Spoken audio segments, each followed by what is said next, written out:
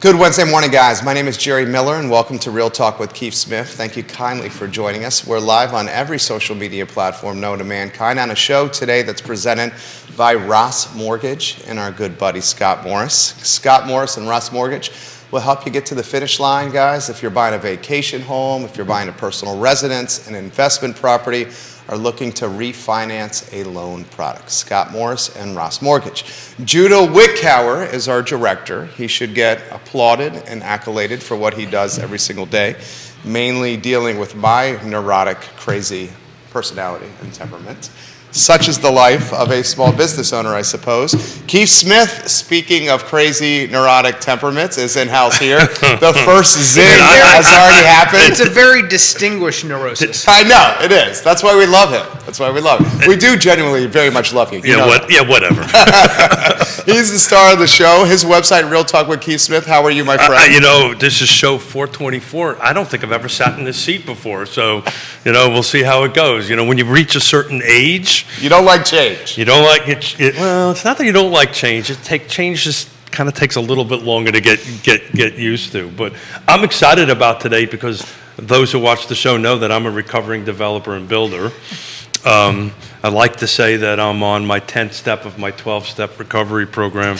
But in reality, I'm probably at my first step. I haven't recognized that I have a problem yet. But I'm going to hand it off to the fine gentleman to my left and let them introduce our fine guests for today, and then we move on from there. Thank you. We've got DJ and Angela Moberley from Culpeper and Inspired Homes. And if you guys would, tell us a little bit about yourselves. You going first? Or me? You go first. Me go first. Okay. I'm DJ Moberley, owner-builder, Inspired Home Building. Second-generation builder. My dad was a builder out of Culpeper for over 30 years. He still maintains his license. He's currently residing in Des Moines. Talk to him on a daily basis. That's a nutshell. And I'm Angela, the other half, or better half, I guess, depending on better who you half. talk Much to. better half. That's and I am known as the bully of the business, so I don't really know. I guess that depends also who you talk to, but I don't think I'm that mean. What's the bully of the business do?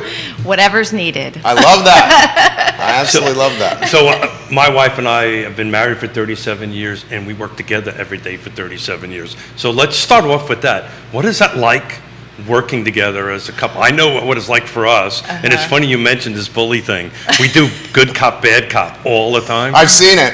He's seen it firsthand. Has seen it, and he never really knows which one is bad cop or good cop until it shows up. So, what's it like working together as a couple?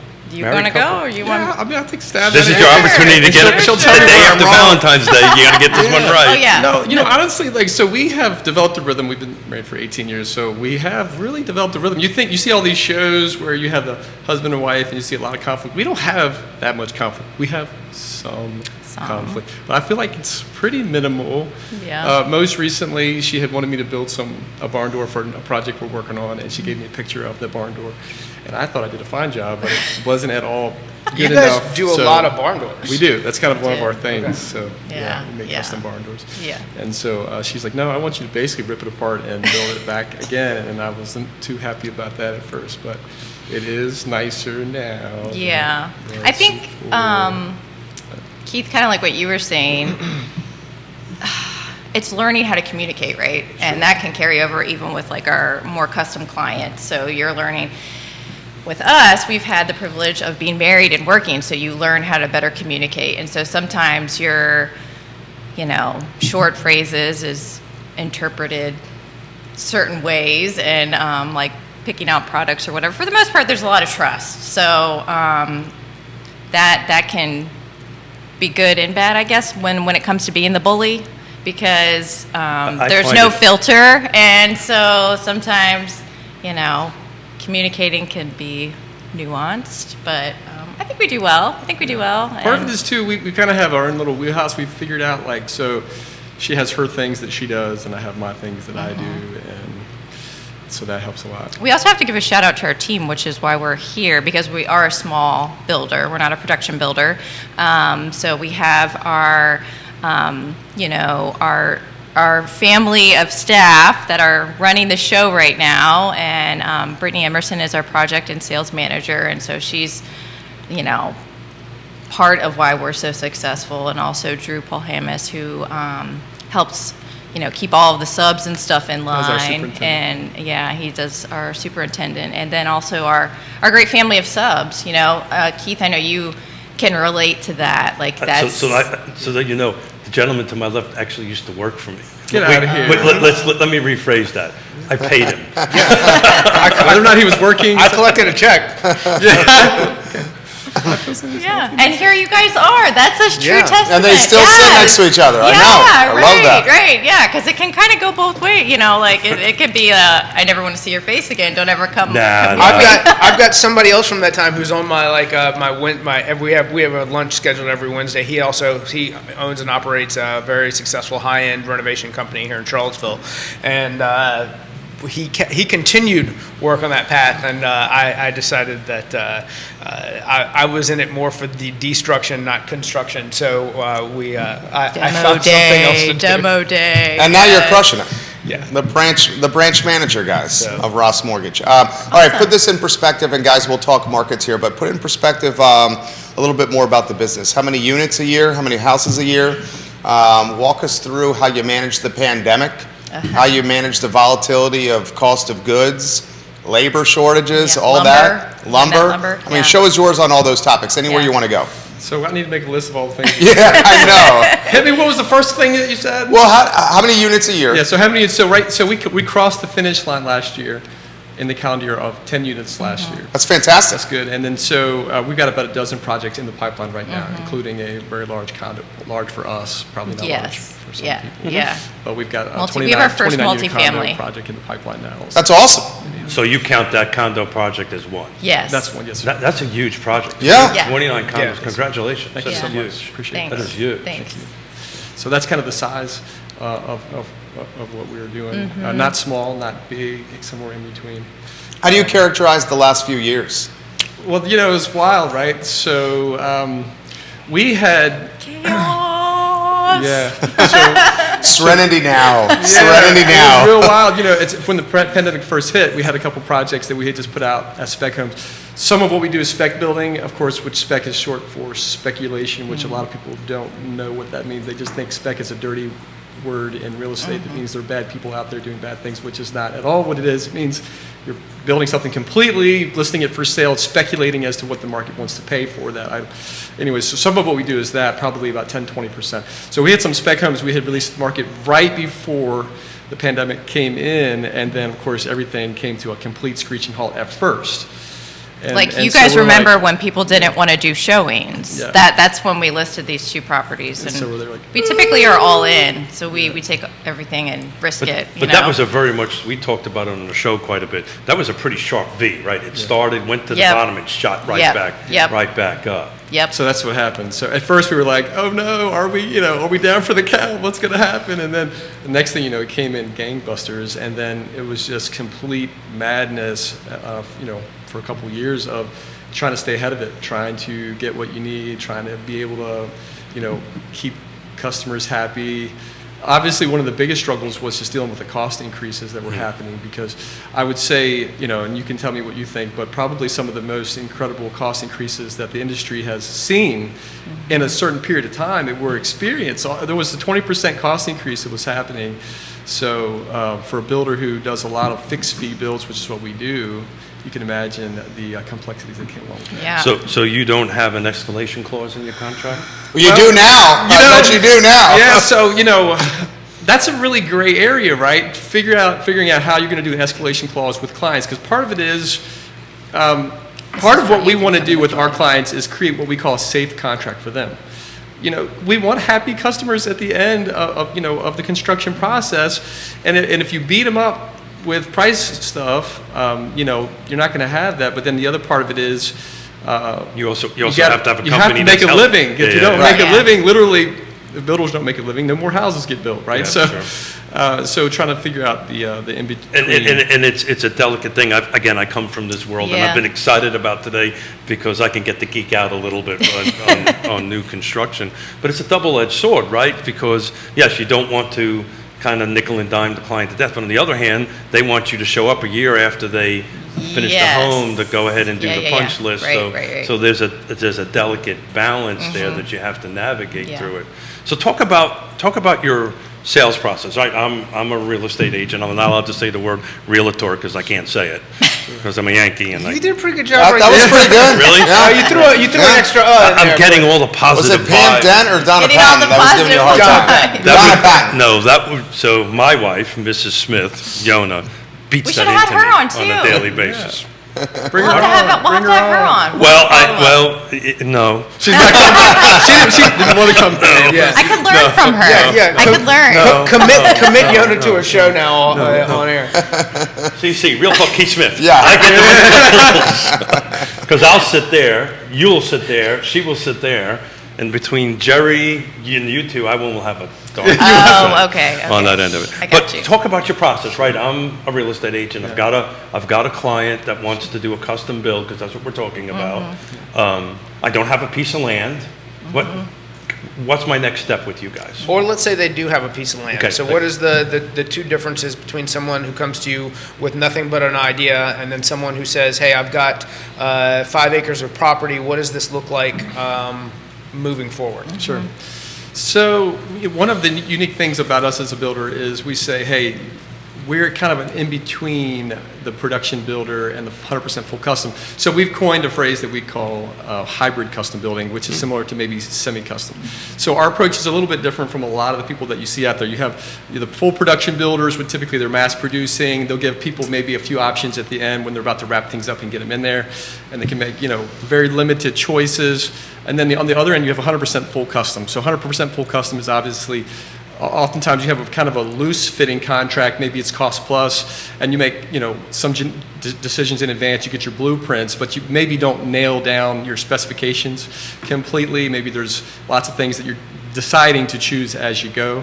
And then what'll happen, obviously, when you have that is that a builder needs to know by the end of the day on Monday what type of windows, and their clients are at work and everybody's stressed out. So it's just a very stressful situation. So we said, what's the best of both worlds? So what we try to do is nail down in advance specifications, use our model homes as templates, work with our clients to modify them, figure out something that'll work. Part of our process is, one of the most complicated things for people is figuring out, can I afford this? What can I afford? And so on our website, inspiredhomebuilding.com, we have a standard package, and we say, hey, for this standard package, we have a standard market rate. We reserve the right to change that based on changes in the marketplace. Right. But come That to us. 20% you've been talking Right, about. yeah. So come to us and we can say what that is now. And so what we've done is kind of developed a per square foot price for our model homes between 1,600 and 2,500 square feet, and say, this is our price for this package for these, for these homes in this size.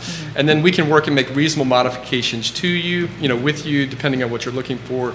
And so what happens then, now you have some pricing information you can work with. Now you can look at the market, you can get your Zillow app out on your phone, you can get your realtor that you trust involved, and you can go out and start hunting for land that makes sense to put your numbers together. So let's say you went to Scott and said, hey Scott, what can I get pre-approved for new construction?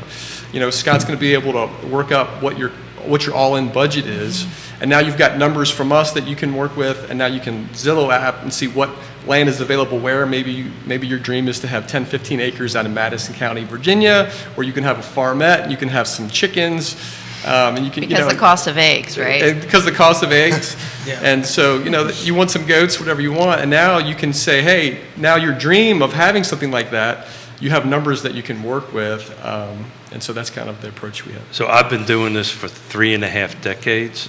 That's probably the best I was just explanation literally gonna I've say that. ever Yeah. heard for that line of work. That was fantastic. I was literally gotta just tell going to you, say that. that was outstanding. Thank you so much. That was succinct and very clear, and I have to give him props as well. Thought that was absolutely fantastic. So often I have people who jump into the process who have no idea where to begin and where to start, and they have a much more custom idea of what they want. And then when you ask questions like, well, have you spoken to an architect? Do you have a builder who's built a house similar to what you're describing? Because if you don't have plans and no one, you're describing this very fanciful thing to me with an art studio upstairs of a, whatever, of your yoga place, and like, who's accounting for this? Scott has chickens. The waste and trying to like come up with what you're doing. A lot of times they just don't. So what I like to do is direct them to a builder and say, hey, please go look at this website. Look at what these houses look like and see if that's comparable to what you're trying to do, so we can get an idea of how to help you to begin with. Right. But the approach that you're taking, again, just geeking out on it, where, hey, this is our floor plan. We're allowed to modify it a little bit. I'm assuming you got some in-house drafting capabilities. We do. We have a fantastic third-party drafter named Design Options in Culpeper. It's no secret. They have all of our files on hand. We have a close partnership with them.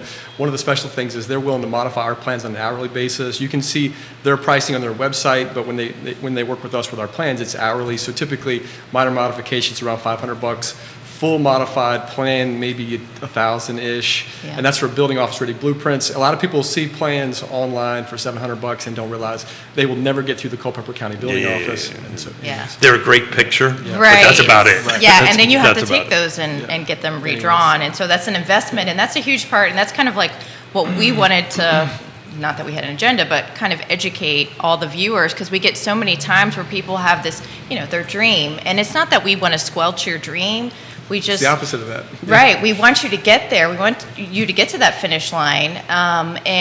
But the thing is, it's the bad B word, and that's budget. Right. Word. We all have the budget, I thought you were right? thinking something. Different bad B word. Or builder, whatever. That's not what I'm saying. But you're 100% right. It's particularly from somebody on my side of the table who's on the real estate side. And I'm a bit of a unique animal because I understand both worlds on it. But to have a basic layout, okay, now let's go look for the lot. Now, in our marketplace, that's a little difficult. In your marketplace, is finding lots easy, hard? Not right now. It's never easy to find the land. That's one of the biggest challenges, no question about it. But so what we try to do is, and we tell people, like, we can't come out and visit every lot with you. Sure. Maybe you can, you're the realtor. No. But he's about like, DJ, we're going to kick you off the show. But what we do instead, we Jake try to, McNamara just raised his hand. He said, I can. He just literally put it in the feed right here. Jake's Hustle and Business in the feed. Rachel Schultz has given you some props as well, guys. Oh. That's my sisters. Well, not to mention the unique problems that people don't see when they start picking out land. Like, let's say they've picked out land, but it's at the back of an existing private road. So then, in order to do whatever they want to do to make it work, they have to then get that entrance up to current DOT standards, to where then they must have braking distance and line of sight and all of these things, to where they could find a property that they maybe think works, but then all of a sudden their expenses start to balloon again, and we're back to a budget problem. Well, just like the length of your driveway, or if there's any Running water. power. Exactly, power. Which is getting more expensive. It is. Rappahannock Electric just increased costs. So one of the things I've always recommend to clients, and I'm actually helping 2 custom clients at the moment. One of them bought the lot on their own without, using a real estate agent. The other one, we're working on a land contract first. The first one didn't do a study period. Oh. We're doing a study period. The other one, we're finding out on the first one, retaining walls are a problem, site conditions are a problem on that end of it, and the budget's just getting way out of line. So one of the things we always recommend is, kind of work a little bit in tandem with the builder, right, is to do a land contract, put a study period in it, 30 days, say, okay, let's figure out if this is going to work, right, before we start buying land. And then all of a sudden, you now need to figure out how to put a house on this land, and then you have the B word show up, and people's head go, oh my God. They used to have hair, and then they don't have hair, that kind of thing. It's all the things that people can't see or don't know to ask that can become problems. Exactly. And that's the whole purpose of having trusted advisors to begin with. Exactly. Why don't we do this, and we'll cut this into what we call a sizzle reel, a shorter clip from the show to educate the audience. How does this supply chain work together? Realtor, financing, hybrid, custom builder. Sure. Like, give us the timeline of what goes down. Maybe we start with you guys, then Scott and Keith, and we'll cut this into a clip later today. Give us the timeline. So 100%, the first thing every time is to learn your buying power. Start with Scott. You have to go to Scott. Number one, you've got to figure out what your buying power is, because if you don't know what your buying power is, you're just wasting your time. Yeah. So start with that, and then I think it's also important to talk to your builder. Secondly, to figure out kind of what building numbers roundabout should look like, and now you can talk to your realtor and start looking for hunting for land. I mean, that'd be my... And we encourage everyone that comes to us to shop, because it's just like, I know we joke about marriage, but not every relationship is meant to be together, and there's different styles of building, there's different relationships, and so really, not just look at the financial component, while that is important, but also do you see this as a starter home? Do you see this as your forever home? And those sorts of questions that are like, you know what, I want to live in this home for at least 15 years, and I want to be able to have these customizations versus maybe I want a production builder and just want to change my wall color, or those sorts of things, because that's about our clients. We're serving our clients in that way, and obviously involving a real estate agent is important in the dynamic of the relationship as well.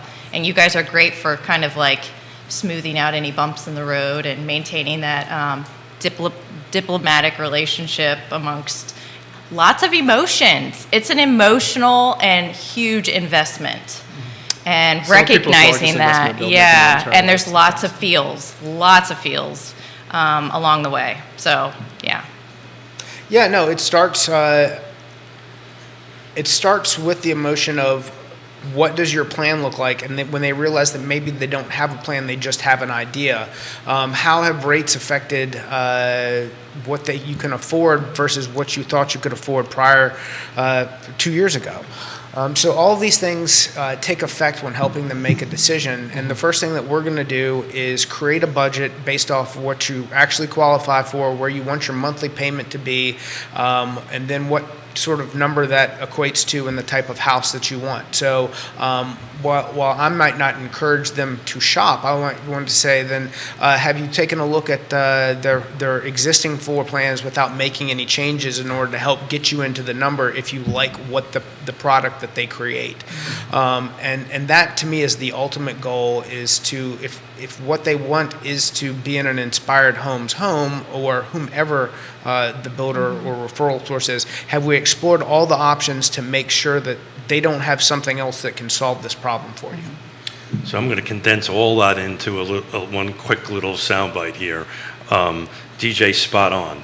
First, figure out what you can afford, without a doubt. Otherwise, we're not setting the proper expectations across the board. Angela's 100% right. I always counsel folks on new construction that, at the end of the day, with all due respect, Inspire, whoever your competition, you're kind of going to build the same thing at around the same price. Right. Relationships matter. It's the relationship that matters, that when there is something that goes sideways, whatever that might be, Right. Scott's around to help. Your team's around to Yep. help. My team's around to help to put together the trusted advisors that get you to the finish end. And more importantly, we're all going to be here after the closing. Right. We're all going to be after you move in to help you when that toilet doesn't quite flush right, or there's a little issue, and we usually get the call first. Say, did you call Inspire? No, but what should I do? Well, let's call Inspire first and follow their processes and then move forward. But you guys are spot on. Figure out what you can afford realistically, and then establish the right relationships. Yep. Then after that, everything will fall in Yep. place. Yep. Christine Hutzell, giving you guys some props. Aw. Nate Clancy, welcome to the program. You got Marty Walters giving you guys some props right now. I see Nice. Madison, Culpeper, much of Northern Virginia, Richmond, Lynchburg, Southwestern Virginia on the feed, Waynesboro on the feed. Guys, put in perspective the Culpeper and the Madison markets. I mean, it sounds like you guys are booming. Are the affordability issues that are undoubtedly strapping Charlottesville and Albemarle County, are they tailwinds and positive momentum for Culpeper and Madison? Is that what we're seeing here?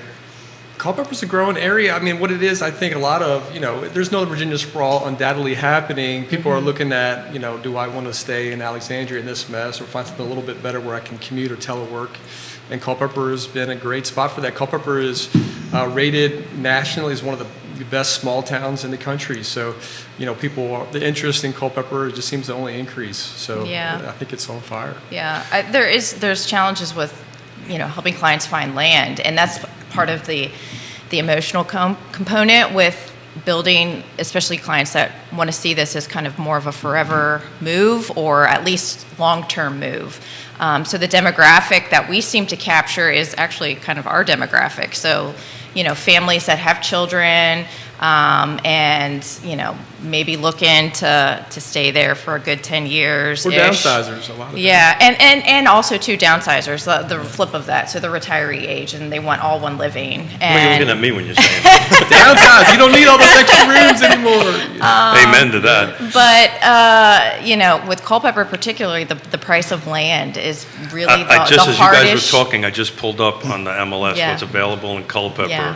and it's really all over the map. It ranges from 128 acres for $500,000 all the way all over. But a 5 to 10 acre lot, what is that going to cost me? You think in the Culpeper? $125 125. Yep. For a 5-acre lot? Yep. Yep. Wow. Yep. ish, depending on exactly. Ish. Yeah. All the Yeah. I understand it, Yeah. yeah. And 5 acres in Albemarle County, Keith? I didn't want to look. I mean, what are you sniffing $1 million, depending on where it's at? We'll find out because we'll let this tell us. Yeah. But it's not $125,000. Yeah. I can assure you that. Culpeper, as far as the zoning regulations, that they may be looking at some of those adjustments to kind of accommodate the supply, but we're not sure. At this point, Culpeper's, requirements for like road frontage and things like that when it's zoned agriculture, that is huge regarding whether or not you can build a house on it and what the cost would be. Yeah. If I may add, just circle back around just for a second too. So something Keith was talking about when it comes to land, this is really important because people they're intimidated by the whole trying to find land thing. So what I encourage everybody to do is look at it as an adventure and really treat it as an adventure. Get the Zillow app on your phone, see what's available in your price range that seems to make sense, and get out there. And from the road, whether or not you decide to trespass, I don't know that. No, but I mean, people that are We do not encourage trespass. We're not. But people that are selling land, I've yet to hear anyone say, "Get off my property." So, Right. But that said, this is really helpful. So there's a lady in Rixieville, no, not Rixieville, behind Riva, that had some land, and I drove back there. This is probably 5-7 years ago, and literally. When pulling out of the driveway was like tailgated all the way to Riva Market and like screaming about like driving down her driveway. Oh, wow. And I was like, well, you kind of made it. Yeah, exactly. You made the decision that I would not buy this and make you my neighbor, even though she was the one dividing the land to sell. Yeah. There's some rural areas around here where I keep my mouth shut because as soon as my Yankee accent comes out, I'm in trouble. About 250 is what a 5 to 10 acre. Yeah. Wow, really? If you can even find it. Is that very right? 250. Yeah. Whereabouts in Albemarle is that? blah blah blah blah blah. Are you talking Esmont? Talking where my accent won't let me go. Yeah, Oh, okay. That kind of Yeah. Nelson County, Schuyler, and it's Okay, but not Albemarle County. no. This is Albemarle. Schuyler is in part of Schuyler's Is in Albemarle. in Albemarle County. Part of it's in there. Okay. So. Okay. Family giving you some props here. Carlene giving you some. Is that your mom? That's my grandmother. Your grandma. She's watching and giving you some props as we speak. Jamie Turner's watching the show. He lives in Culpeper. He says their houses, Scott, Jerry, and Keith, literally break the internet when they drop the pics. You guys have a good one on the show with these two. Thank you, Jamie Turner, for giving Thanks, Jamie. props. You guys know Jamie Turner? He's giving you guys some props? Yeah, thank you so much. So more questions are coming in here. We didn't get to how volatile cost of goods got during the Oh, pandemic. yes. Multiple folks are asking about that and how you navigated that song and dance. I mean, the lumber was obscenely out of control. Yeah. Yeah, no, I lost a lot of money on lumber because I didn't have an escalation clause. We have included since then an escalation clause for lumber alone. We'll say, hey, this is a lumber package in our contract that we believe is a safe number. It's really safe right now because lumber's dipped way down. But we say this is just so that we can stay in business number. But it goes two ways, though. Yes. exactly. Right, and that's Yeah. something to get out Right. with Yeah. that. And Right. and back in the day when I was building, drywall was the big thing that was going up and down. And you would put an escalation clause. You say, okay, here's my drywall budget. If it's 5% over, Exactly. you guys, if Yeah. it's 5% over, you get it. You get a Yeah. credit. Yeah. You get a credit back. I have found as long as those expectations are clearly defined and shared with others, it generally really isn't. Yeah. Isn't a problem. I'm curious from like a lending standpoint, Scott, because we've always talked about that, because when lumber went crazy high, and we're like, And you get budget busters. Can you call, the lender? That's the so issue. how That's does the that sticky work part. from a lending standpoint? So- Like, we're like, sorry, or do we stop construction? So there's typically between a 10 and 20% room for adjustment there. Now, if the borrower doesn't qualify, Then Right. that's a separate problem. Yeah, right. But Yeah. the adjustment can be made as long as it's in the contract to begin with. Okay. If it's not in the contract, then you've got to. Then you got it. Gotcha. But the buyer must qualify, right? And Right. Yeah. Sometimes 10% can Yeah. make Can make or break, Yeah. Well, it's right. not 10% on one item, Yeah. right? Yeah. So, Yeah. so what's But at the same time, lumber can be a pretty big item. I was about to say, what's your normal lumber package? So the lumber, and this is what people don't realize, lumber only represents typically about 10% of the Yeah. total cost to build.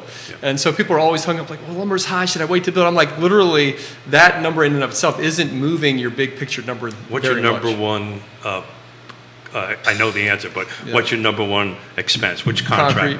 Yeah. Yeah. What's your second? Excavation. There you go. Yeah. And usually they flip Yes. sometimes, right? Yeah. Depending And on- also the lot, Depending on the what- lot, sometimes the excavation, Yeah. but those are the two biggest Yep. expenses. Yep. And generally lumber, even though it makes the house, what they see going vertical, is not the biggest percentage. That's right.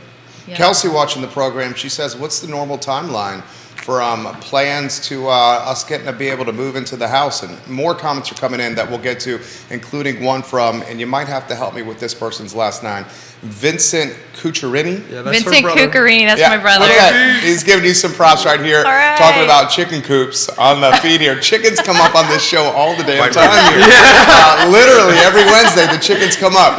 First, Kelsey's question: the turnaround from contract to move in. That's a great question. Obviously, a question we get on the regular. So this is what we tell people. Typically, we break it down and say there's Don't worry, about 2 more weeks. No. Okay, I'm going to stop you right there. A lot of builders do it. So we say there's the planning He stage of got construction. everybody in a little bit of trouble. We It's say my that- favorite joke. Yeah, favorite. 2 more weeks. So there's the planning. This is really important. We try to about expectation setting. Sure. There's the planning stage of construction and the construction stage of Right. construction. And we really are trying to do more and more of defining those two areas, keeping them separate, right? So planning stage, we say, can range 3 to 6 months. A lot of that has to do with how motivated the buyers are and how involved, how much time they have to work through the details of the contract, get to the finish line on the contract. Part of that has to do with which building office you're going to be dealing with. Some of the counties, require civil engineering. Most of the counties we work in do not.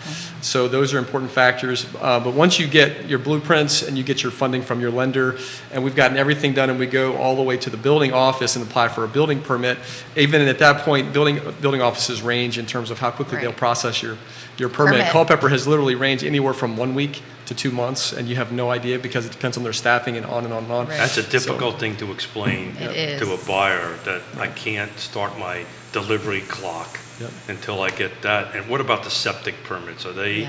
Oh, the wells. Culpeper Health Department, Well- so that of course has to happen. That happens before you even go to the building office. Yeah. It's part of Sure. the planning stage. Sure. Culpeper Health Department's typically ranging 1 to 2 months Yeah. to get everything through the health department. So conceivably, from the time you have your set of plans, Yep. you picked your lot, Yep. it's anywhere between 3 to 6 months from the time to get your septic permits, Yep. your Yep. building permits, before you can put a bulldozer Yep. on the job site. 100% correct. And then, Yep. so then let's say you get your building permit, now you're off to the races. So from that point, we tell everybody, this is how we handle it. Every builder can handle it however they want to handle it. Our goal always is to be what we call transparent to a fault. That is our honest goal all the time.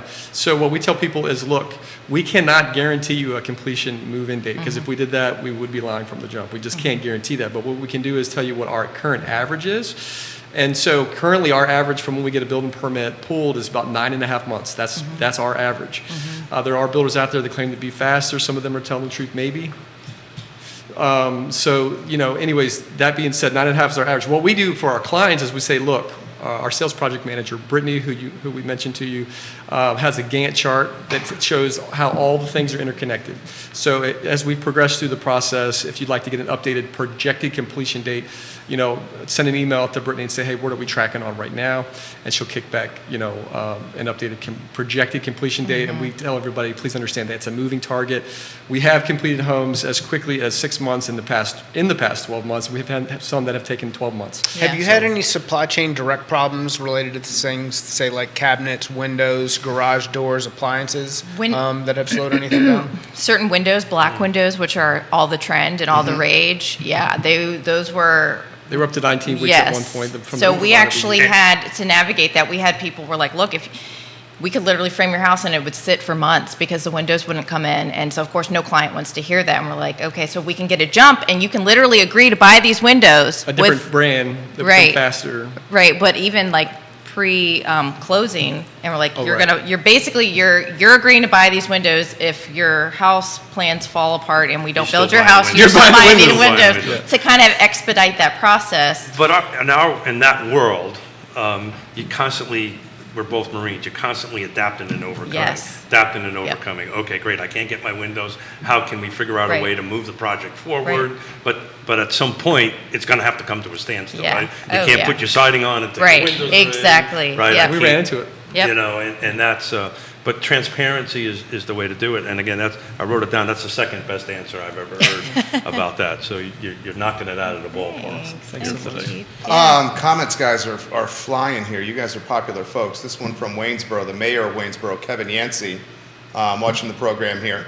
How about this question on labor? Any difficulty finding labor or subs now? Has that improved at all? We're not going to give our subs out, guys. I was going to say, man. We have two boys. On lock. My wife and I have two boys that are under 5, and we have a babysitter. The babysitter's name does not go to the neighbors. It's on lock. No. It does not go to the neighbors, the babysitter's name. But how about labor? How's the labor market doing? So there's forever a labor shortage, right? And that's part of the difficulty in building in general is finding good people at an affordable price to do the work. What happens, of course, as a builder over time is you develop your relationships that are in place with people that you know and trust, that you have agreements across the board with how you're going to do business. And literally we're at a place where our people just move from one of our jobs to the next job, and they know what's expected from us, and we have a positive relationship and love working with them. So that's where we're at. I think if you need to fill a gap because something happened to one of them, now you're back to that challenge again. But Yeah, once you find a good one, exactly, keep them. Exactly. And you constantly make sure you keep them busy or the person busy to go moving, because once you get out of their cycle and Keith grabs them, someone else is going to grab them. Getting them back would be very, very difficult. But this is back to this whole chain of what we do, these trusted advisors, starting with Scott and my side of the table and your side of the table and everybody through it. There's just a myriad of trusted advisors to get you to that finish line. Right. And I wrote this down. This is going to be a facetious question. You thinking about opening a shop here maybe?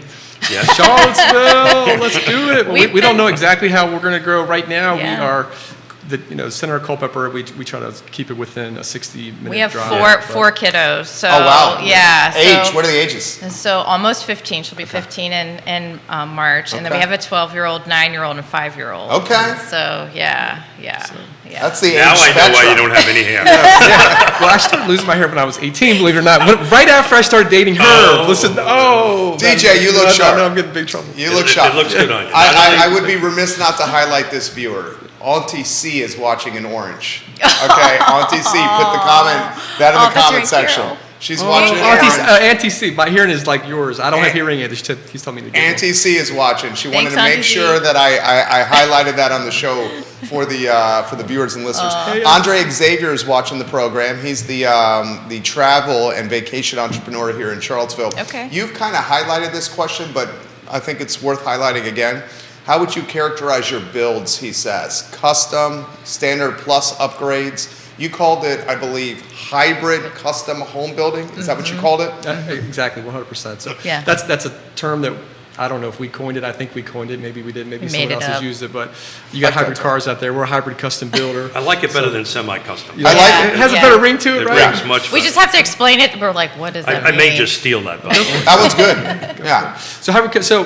So a couple things about our model homes. This is important to know. So with our model homes, we literally have poured ourselves into creating these model homes to be beautiful, to be comfortable, and to be able to be built affordable. What we find a lot of times, and since we have a per square foot pricing model, is that we'll have an 1,826 square foot model that people love called the Shiloh model that is more comfortable and more affordable and more spacious and more beautiful than another builder that has a 2,200 square foot model.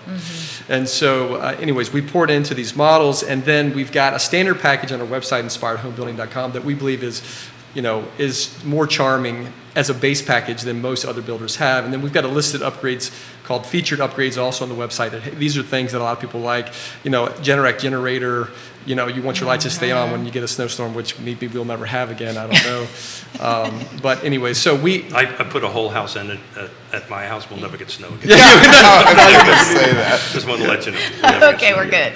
good. But so I walk my client, I'm putting my real estate agent hat on. I walk my client into your model. We look at the website.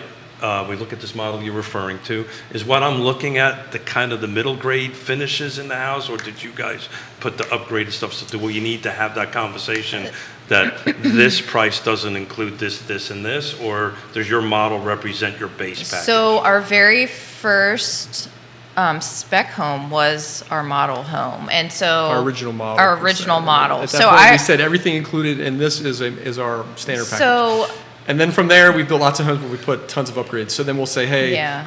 let's compare what we have on our website as our standard package to what you see in these pictures. And yes, you will find some upgrades in pictures. I would say medium, yeah. So like if we upgrade on the siding, a lot of times people, although everyone wants the white, there's a few people. The white with the black window is super popular. Yeah, there's Well, a few people it that want changes. color. It used to be, Yeah. shag rug. Right. I'm not dating myself. That was a thing, right? But thank you for doing that, because if somebody that is walking clients through a model and they're thinking $1, but they're looking at $5. Yeah.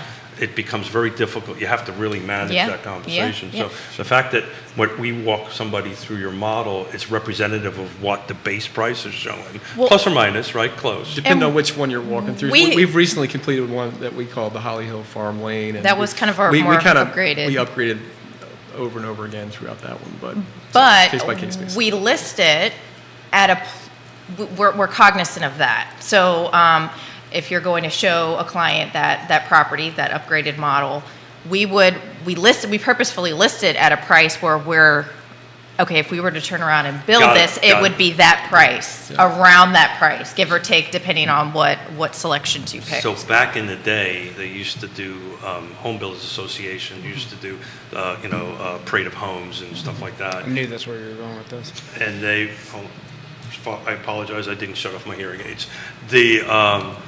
The parade of homes, and the problem was the builders would do all that great stuff Yeah. because Ferguson said, I will give you this brand new tub Yeah, for free and right. all this stuff. And then, the prices were priced at the base model.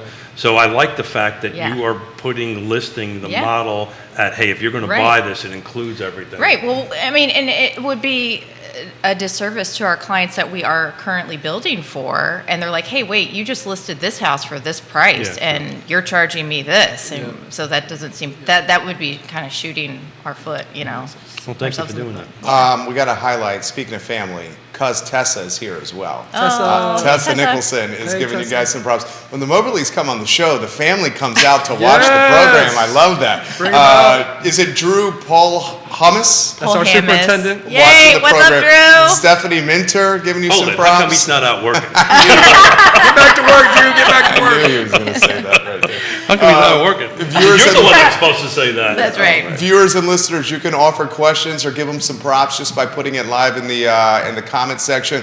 Andre has a follow-up for you. What if we wanted a 4-bedroom house? How does that impact the process? Yeah. Great question. So, depending on the floor plan that you pick, it will be easier or harder to fit an extra bedroom. Again, we'll modify our floor plans. We do have floor plans with four-bedroom multiple, both Rambler and two-story models.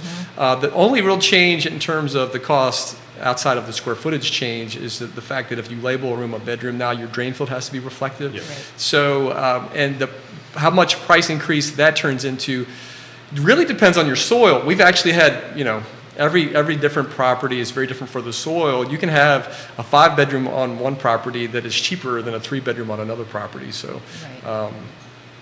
there's a very Yeah. clear as mud answer. But Well, and also too, there's always, if you have a basement, and you want to put another bedroom, depending on what the purpose is of is it a guest room? Like you could finish a portion of your basement if you want to capture that without causing too much of a price increase. So we really, our goal is we want to help educate you and your options for your home that you are going to live in and enjoy. And so we in the budget that you're supposed to stay in. So all of that is things that we just want to help people realize. So back to DJ was talking about septic and stuff, and I'm going to go back to the importance of getting study periods in a Yes. land contract, because one of them is also a soil study period. And when I counsel folks to buy land, if you think you're going to do a 3-bedroom house, why don't we test it for a 4-bedroom, Right. right? To make sure that the land will actually, because you never know, situation might change. You Yeah. might want to add an extra bedroom Right. into it, so your system is designed and built for that, so that you can expand it if you're having this conversation or you go to sell it. It becomes very useful when you're going to go to sell it, that, hey, Yeah. I'm set up for a 4-bedroom instead of a Right. 3-bedroom. Quite often, it's the other way around. There's a 4-bedroom house on a 3-bedroom Yeah. septic Yeah. system, and that Yeah. becomes a whole issue Yep. into Yep. itself. Yep. How did the rising rates impact demand with your business? Did you see any step back in interest or demand with rates going up? So once again, our goal is always transparency to a fault. That's just who we are. I mean, the fact of the matter is, our phone isn't completely ringing off the hook this same time this year as it was this time last year. But we still have a steady stream of people that are contacting us. Yeah. They're interested in building. I'm talking to people almost on a daily basis who are interested. I mean, obviously, some people right now are going to be a little priced out of it where they wouldn't have been a year ago. That's just the fact of the matter right now. But that doesn't mean there aren't Yeah. people that What are we at, are 6.5, good credit on a 30 fix? 6.5. We're creeping up to 6.75 again. So we're talking daily. 2x year over year, rates Yeah. jump, 2x plus. But Yeah. again, and this is what's wild. 2 weeks ago, we were, I was quoting rates at 5.25, well qualified, no discount points, no nothing. So it's really all about what the message that's being delivered from the Fed and how the market's reacting to the inflation news. We got a mixed bag in yesterday's CPI, and because of that, we've got kind of a pretty flat market, a lot of unch on the board. So even though things are sitting unchanged, they're not really moving more positive or negative in one direction versus the other. Good take right there from Scott. Let's cut that into a clip. And it's dated, so make sure that sizzle reel gets out today, please. Do we see rates moving higher? I know you don't have a crystal ball here. Inflation came in hot yesterday. CPI number was hot. Was it hot or was it flat? Because it came in improved year over year, but 0.5% better, worse than what they expected it. Not as good as they expected it to be. Yeah, that's fair. With that said, this goes back to exactly what I said to expect: volatility. It's going to be very volatile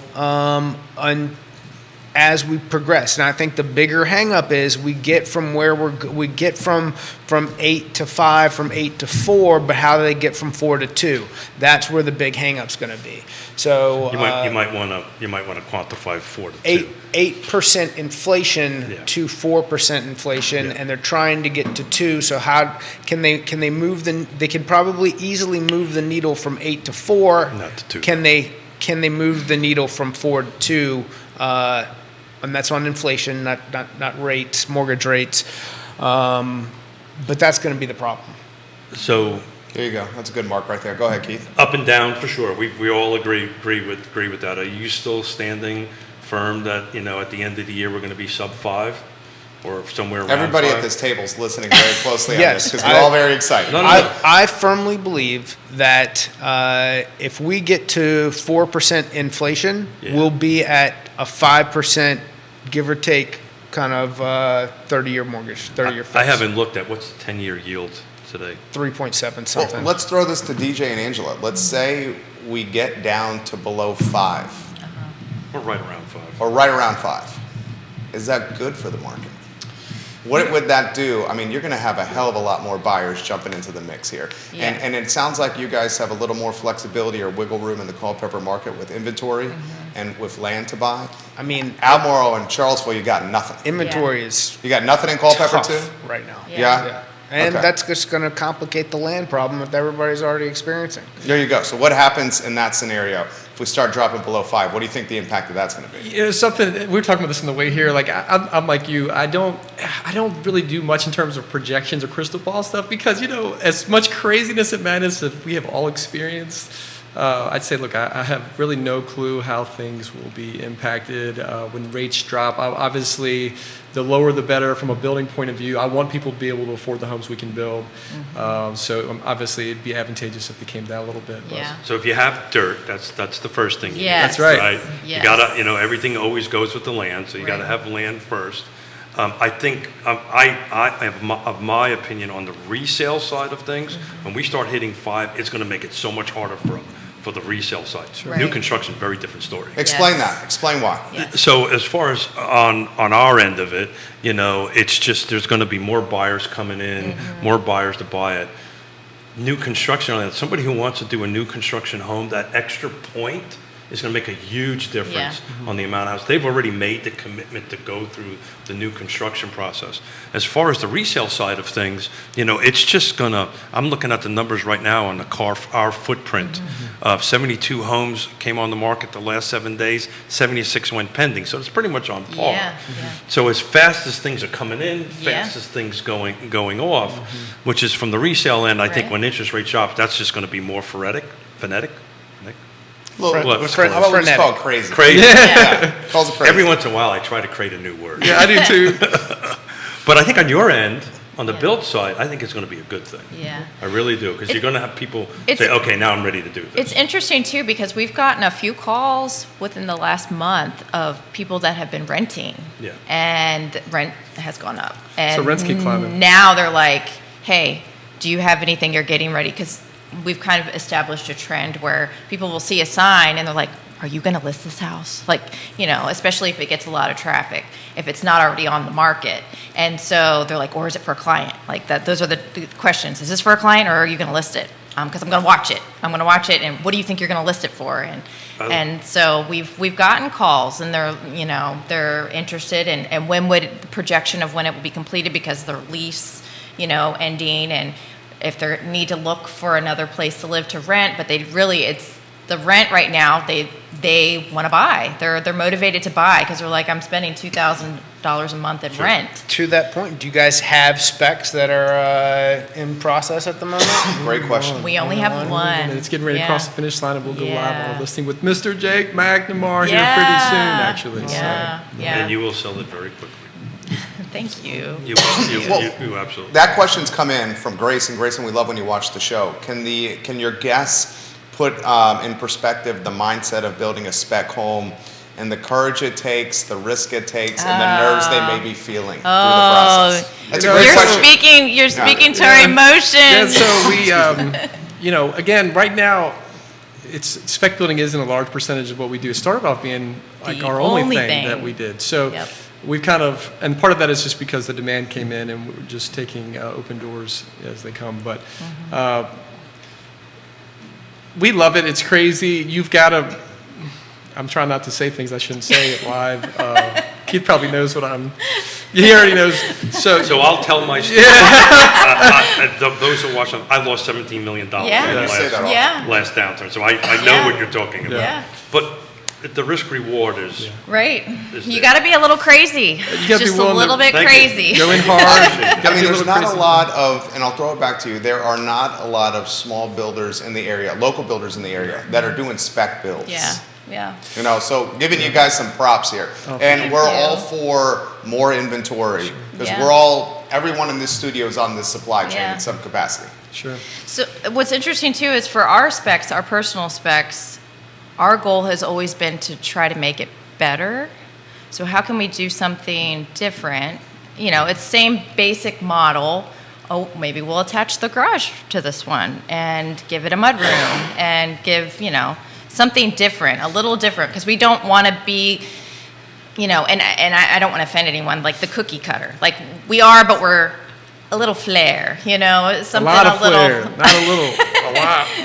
Yeah. But you know, that's what we want. That's our goal, and So- so we want to reach that market But that's unreached. Let me speak to their question a little bit more. So I think this has been one of the most important things for us. So I'm a second generation builder, as I mentioned to you. So having the backing and support, I don't want to date you or anything, but you know, my dad's 63. It's okay, everybody does that around. So yeah, so my dad's 60, you know, and so he's had wealth of experience and knowledge, and so I could call him every day. But even outside of that, we've got some really close friends who built way more houses than us in Fredericksburg.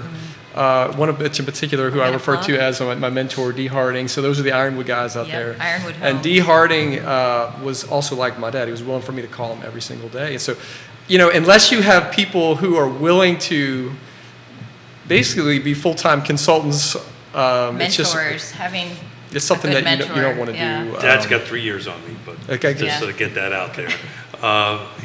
You know, that's what we call them, trusted advisors and mentors. I'm really curious. You got me excited about the condo project. Talk about that. Me too. Virginia, 21 units in this project, right? 29, 29, plus the management wow. office. Yeah. That's awesome. So, you want to come the name? The name Go- is go for Are it. you allowed Do you it. allowed to? Willow Grove, a condominium is Yeah. the name. It's going to be off of Virginia Avenue. So if you're in Culpeper in the center of town and you're going down Sperryville Pike, hang left on Virginia Ave, go down to the bottom of the dip on the left.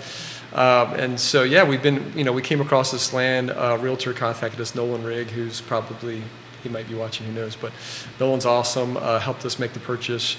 And we've just been going full on. It's a new, you know, it's new territory. Residential building, you know, has fewer requirements, as you know. So the civil engineering aspect of this. just going through the state, like the state all So water where are state you? So where are you things. in the approval process of it? So the original submission to the town for civil engineering from Hinching Baines, Marvin Hinchy, plug for him, who's amazing, has been completed. They've responded. Everything's been submitted to the state for the water stuff, DEQ, and so from what I understand, it's the black hole in terms of. Department of Environmental Quality is a black hole. I recently helped a volunteer fire department build a new firehouse that took 9 months to get through DEQ. Wow, yeah, we were Not told to give you bad news. But Yeah. no, he said from the jump is 5 to 7 months to get through there, and so everything's going through there. Getting full trade schematics is a new requirement that we had not been, you know, never had to do with residential. You get your electrical sprinkler system installed is a new component for condominiums. It's all done. Blueprints are done. Even, you know, you have to have a condominium plat from your surveyor. So that's all getting done. So you're going to rent them, sell them? What's the game plan? Both. That's Gotta get awesome. them- Yeah. It's a smart Yeah. move, right? Retain Yeah. some of it as rental. Yeah. Very, Exactly. very smart. HOA? HOA. There We had is to an create an HOA. HOA. We have an Oh, attorney out of Williamsburg that's fun. specializes in Yeah. this. So We you're spent gonna like hold 4 hours on the phone with her. You're gonna hold and rent 15 of them? So Is that the plan? There's 2 buildings. The first building has 12 units, including a management office. The second building has 18 units. So the first building's technically phase 1. We're hoping to build them all at the same time. Phases if that's So we're hoping to build them all at the same time, but the first building will go up first. And so the first building is the ones we're going to primarily sell. And then obviously, you know, we'll try to hold on to the second building, 18 units, and rent those units out. That's our current plan. So. I love this. I congratulate you on your Yeah. diversity. 'Cause Thank diversification you. is the key Yes. in this business. So Yes. congratulations. How's the mindset or the stress level or the emotions different with a project like this than building a home for a client? You maintain the relationship, but there is a clear-cut finish line here. Yeah. That's a great question. It is. That's a complicated question. It is. You know, when it comes don't know to, yet. No. it's almost like, number one, every client's completely different, right? There are good ones and bad ones. Sure. We won't talk about any, Scott, everyone knows who deals with customers, right? You have customers maybe that you just click with better than others. Customers that you're clicking with, you could work for them, you know, forever. And some people are a problem everywhere they're going. Yeah. When they're done being a problem for you, they're going to go be a problem for somebody else. So, great clients you can work for forever and never have any trouble, right? Big projects like this, we're obviously making very large investments Right. Into the project. So that's where the anxiety would come from on that end. I will encourage you to be very patient, keep a lot of patience. I gave a presentation, Ned Galloway and I gave a presentation to Nelson County Board of Supervisors, and I shared the normal thing that we talk a lot about, that 25% of new construction is due to regulatory expenses, and Right. you're experiencing Yes. that right now on that end of it. So I encourage you to be patient. It'll come around on it. The diversity in the way you do business is a genius move. Thank you. Well done. Thank Thanks so you. much. Appreciate it. Thank you. How's the business changed with you as the second generation owner? Oh, what a great question. Getting some good questions. I love it. So, and I tell this to my dad, like literally, obviously, we would never have had this opportunity if it weren't for him. And Sure. I grew up, with him every day, coming home, hearing him vent about issues he's dealing with, all my life. And so now it's reversed because he's semi-retired, but I still call him every day, and he mostly laughs at me, and but gives me input also. My dad was 100% custom builder, so that's kind of why we migrated to the hybrid custom model. So it's funny. I was on the phone with someone a couple days ago, and we were talking about the hybrid custom model. And I was like, part of it is because we have the planning stage of construction where we cross all the T's and dot all the I's. So your hardest job once we start building is to relax. And she said, yeah. I said, 100% custom builders, you're making a lot of decisions after the time starts ticking. We're driving you crazy.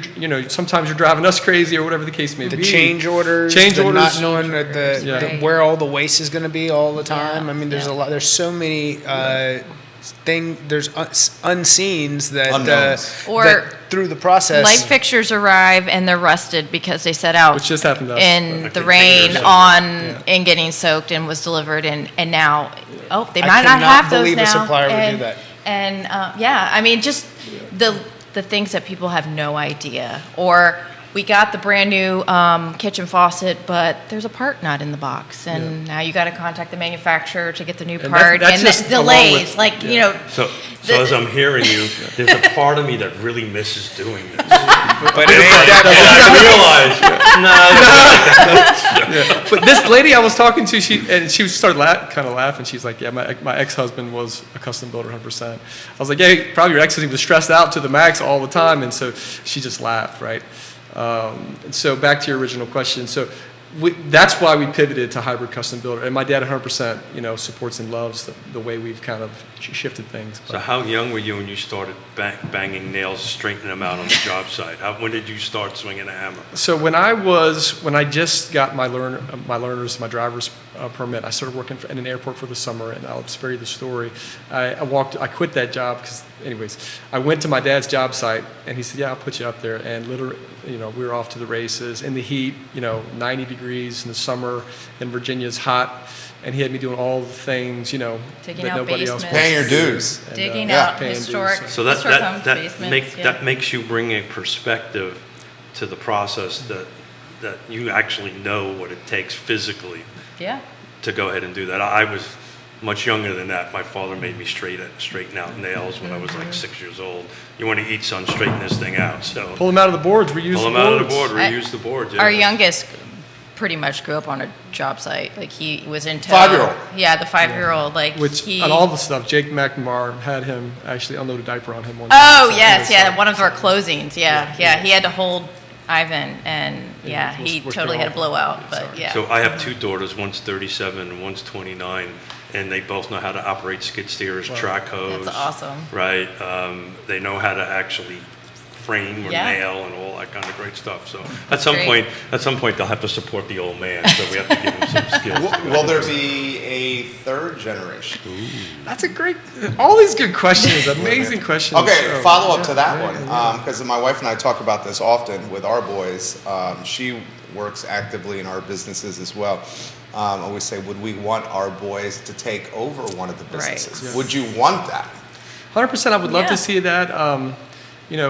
we, pray about how to raise these children, which I say incorrectly all the time on purpose, but we want to draw out of them as parents where their giftings are. So we'll see. Yeah. We have no clue which kid will end up going which way, but we would. We ask them regularly, though. Yeah, and so we're trying to see, drafting? What do you think of our drafting? oldest, And she's like, no, I want to do hair. It's a 15-year-old. The 15-year-old, Yeah. yes. So as the resident old dude at the table that's been through this already, what we did is we just let them be themselves, Yeah. right?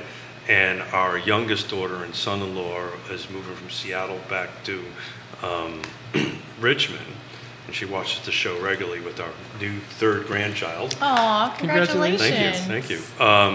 And she said the other day, I don't want to teach anymore. Let's talk about going into real estate. Cool. And you just got to Yeah. let them do their thing. Yeah, yep. And sometimes they'll come back. And he can attest to that. He Oh, swore no, I want nothing to to do with his Billy. That was the dad. He last said, thing I "I wanted will to not. do. I'm going to college I'm gonna because do I something." don't want to And do that's what my this." dad was like. Don't swing a hammer, son. So, anyways. So my father and grandfather are New York City firemen, right? So if you know anything about cops and firemen, they always have second jobs, right? My family was always in the construction business, and I grew up that, and I swore to God I would never do it. Got out of the Marine Corps. Guess what I started doing? What you do? Started building houses. Yep. Katie Pearl watching the program, talented realtor herself for Keller Williams Alliance. Her husband, a active military serviceman. She says, my husband and I just went through the process of building a custom home. She's in the Whitehall district. She's the queen of Whitehall. And she said it was the worst year of our married life. Oh. We have a beautiful, gorgeous home, but it was brutal going through this it process. How do you guys, and you've already answered this extremely well, sounds like you guys communicate to the point of like the best communication possible. We try, and I think during the that's- planning stage of construction. So again, what I guarantee you, what made it super stressful was that they were making all these selections while construction was underway. So we start with a template, and we say, here's our standard package, and here's kind of like it's a template. And how do you want to change it? So our goal is to reserve very few decisions for the construction process. There are a few which we have allowances for, which is the actual tile product, the actual flooring product, the appliances. So I'm going to stop you there. So do me a favor, explain allowances for folks that may not Sure. understand how that works. So allowances, when you have a fixed fee contract as opposed to a cost plus. So those are the two distinguishing things, which is important for people to understand. A lot of custom builders are cost plus, meaning they don't, whatever you spend, you're just adding a certain percentage. And we've done it once and we decided we're not doing it again. As opposed to fixed fee, which means we write a contract for you and this is the price with the exception of allowances. So an allowance says for this item, the most that you can spend is X amount. So if you say, hey, we have an allowance for plumbing fixtures, that's something that's part of, we talked earlier about how we divide and conquer per se. Yeah. She works with clients one-on-one and say, okay, here's your allowance budget for your fixtures. And, let's try to stay within that unless you want to blow that particular thing because that's really important to you because you want a special whatever. But, So I know all the ladies have Pinterest boards of their dream home and all the things, right? And so that's inevitably what we'll get. I want this, or they'll go through our website and they're like, I want this exact, faucet, or I want this mirror. And so, when it's from our pool of photos, I know exactly, okay, it's in budget because I bought it for our spec home and those things. But, when people want to customize and make things, they're like, well, I want this. And it's like, oh, well, that's a Kingston brass fixture and that's $200. And so that's going to blow the allowance if you're going to get 6 of these. Okay, well, these are some options where you can achieve the same look. It's not going to be a Kingston brass, those sorts of things. But if you want that, then you're going to be paying more for it. And so the allowance factor is really, that's the budget we're working with unless you're going to pay more. So much like county and city budgets, does it go the other way, right? Does county budgets never go the other way? Yeah. Right. I've never really seen allowances go the other way, Yeah. but sometimes it can happen. Yeah. So if I spend less money, do I get a credit? That's a great question. So we decided, because we try to price our homes overall as competitive as we can, that basically allowances are what we call use it or lose it. So if you don't spend all of it, then you're not Got going to it. get credit for that. But consequently, people pretty much spend all of it. Right. which is Some fine. things, some things, we've been a little bit more flexible, like freestanding tubs is kind of a staple in our model home. And you don't have to have one, but, most people want them. So the freestanding tub, if it's $800 versus the allowance is $1,000, but you want this really nice tub filler, well, that's kind of like a package deal. So if you want to spend the extra $200 on your tub filler, then, I'm willing to concede that sort of thing. Or, finishes. But we honestly should, talk about transparent to a fault. So these Yeah. are things we can tweak up in our contract to say, these two allowances, we'll let them merge Right, together. So there's right. areas for growth that we can consider. But like kitchen cabinet allowances and those sorts of things, it's you use it all or you don't get the difference. How did 2008, 2009, 2010 influence or impact the business? Maybe the mindset, maybe a level of conservatism or physical responsibility with business. Right. How did that influence you guys? That's a great question. So we actually weren't building houses at that time. We hadn't started building yet. We built our house though. Backdrop, we did build our own Yes. home with, actually my dad built Yeah. it.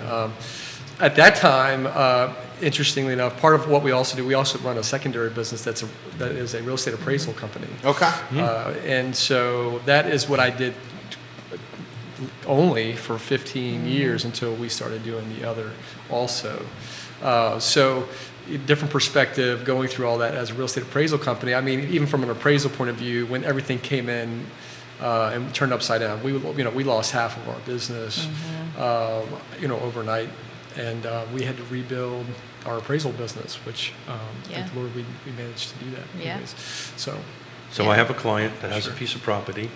We've determined that it's got a perk test with it because we're buying it. It's already been done for 4 bedrooms. I walk in with my client. From the time that I walk in, what is the expected delivery date? So if I walk in today, what are we looking at an expected delivery date? Is it 23? Is it 24? What are we looking at right now as an expectation? for the delivery on a real estate appraisal? No, I apologize. Custom home. I went Custom back to building. Yeah. And so you're saying from the time you I get walk to the in- land, No, we have a contract. you have a contract. That we know it perks. Yeah. Right? We know that the house is going to fit on it. We've done our due Yeah. diligence through Yeah. that portion of it. We may not have closed it yet, but Yeah. we're about ready to do it. Yeah. We're ready to sign a contract from that point Yeah. to delivery. What are we looking? So what I tell people, I think a realistic time frame in people's minds, from that beginning part is like realistically moving to that same time the following year. Yeah. I think that's just a realistic, thing for people. But my dad would always joke, and he would tell everybody. So I joke with people and tell them, "Hey, we're going to get you my Christmas. It probably tell you won't be which one. It won't be Yeah. this Christmas, Yeah. but it'll be my Christmas." What's That interesting, lines Keith, up right with my 2 Yeah. Exactly. So, Keith, to speak to what you're asking too, it also depends on the client, how aggressive they are. And also how well you cooperate Yes. and how the communication Yes. is happening between So everybody. this is the conversation I wanted to Yes. have for folks to understand. Right. They do control that. Yes. There's some things you can't control. Right. Which is the permitting Yes. process. Yeah. Yes. But there's things you can control to help do that. But if I remember the conversation right, you're looking somewhere 3 to 6 months before I could have put a shovel in. Yes. And then about 8 to 12 months. Yeah, so our depending goal, on- our personal goal is, yes, so from the time you're solid Average on 9.5 your land, months. it is, completely, a year, So if I walk Yeah. with the client today, I'm looking at a 24 Yep. completion. Yep. Thank you. Well, since being on the show, I've got a very well-qualified client. His realtors reached out and said they want to sit down and talk to you guys. Oh, about awesome. something. We've actually had a couple people put that in the Yeah. comment section that I tagged you guys in as well. Oh, wow. George Bowles may be reaching out to you. Awesome. or Jay. Thank you, That's guys. the gentleman Thanks. that interacted, said he needed to get in touch with you guys. Perfect. Maybe scooped up some business right here. Awesome. All right, why don't we do this? Because I know you have some perspective we want to get out on market conditions. Give that some thought here. I'd love to get some closing thoughts on you guys on the Culpeper market and why you guys are bullish and excited for the future of where you guys are working. So the show is yours on that topic. Do you want to? No, go ahead. Go Okay. ahead. Well, listen, I mean, this is where I'd like to land, I guess, and this is what I tell everybody. So if you're interested in building because your dream is to be with your family on some land and farm it, chickens, and that's where you'd like to be, that's the vision you have. Mini cows. With some little beautiful cows. This is what I tell everybody. If this is your goal, be a goal getter. So meet with Scott, figure out what your buying power is, and let's see how we can get there. Because I don't think anybody should plan their life around uncontrollable things. And I don't think you should sit back and wait for things to get better because they may not. We hope they will, but they may not. So, if your goal is to get out there, meet with Scott, figure out your buying power, at a minimum, you're learning what it would take to get where you want to be, and you'll never regret learning. So. Yep. Well said. And if you're on the fence, we talk about this frequently actually. If you're on the fence, whether you want to do custom or hybrid customizations, I would almost encourage you to contact builders if you want to do custom route, to figure out what that cost would be before you go to a drafter or an architect. Mm-hmm. Because it's the worst when we have clients that have invested thousands and thousands of dollars into custom home plans that they can never afford to and build. They can't afford it, or they have to go back and say, oh, I have to change this, and then pay More the money. architect more money. Right. And so That's good advice. yeah, and it's not clear, and that's the biggest part for us, is like we want to educate people. We have all of us professionals and experienced folks in the industry, and it's like this should be the process. Like this should be the process When they of get to which me first, a that person- is the primary Yes. conversation of. Yep. That's when I say, please contact them. Look at what they're building, see what that cost, and then reach Yes. out to create a Yep. plan. Yep. So I'm literally doing that with 2 customers right now that went out, had not thousands of dollars, tens of thousands Wow, of dollars yeah. of custom architectural built, bought lots, and went, oops. In our marketplace, custom homes are running somewhere between $300 to $400 a square foot in this Yeah, marketplace. yeah. That doesn't include the land. Right. Right. And that math explodes. We're less than that, by the way. Excuse me? We're less He's than less that. than that. Yeah, well, I was just about ready to Yes, ask. So, yeah. so your hybrid custom, Yeah. ballpark square footage. I know builders don't like being asked that question. I hated it. But Yeah. what range are you currently in? Yeah. 225, 230 a square foot Yep. There you go. for our hybrid custom models. That was Yeah. straight. That was a straight shot answer. Well done. Yep. Yeah. So that's the difference, right? So the hybrid custom is you're at that 220, 230. Yep. I'd imagine true custom in your market, it's probably similar to our numbers Yeah. here. Yeah. $300 to $400 Right. a square Yeah. foot. That's the difference. Sure. The website inspiredhomebuilding.com, I'm actually on it right now, and it's very, very communicative, very clear and succinct. I'm on the standard package page that clearly identifies everything that you get, so there's no confusion. I like this with what you guys have done. Scott Morris, my friend, what's on the mind over there? So I think Keith brought it up when we started the show. The U.S. 10-year was like 3.7. Now it's 3.8. I've kind of, I'll keep repeating this. As far as the Fed's concerned, the message they're going to be delivering is the beatings will continue until inflation improves. And right now, we're getting kind of a mixed bag, and we're volatile up.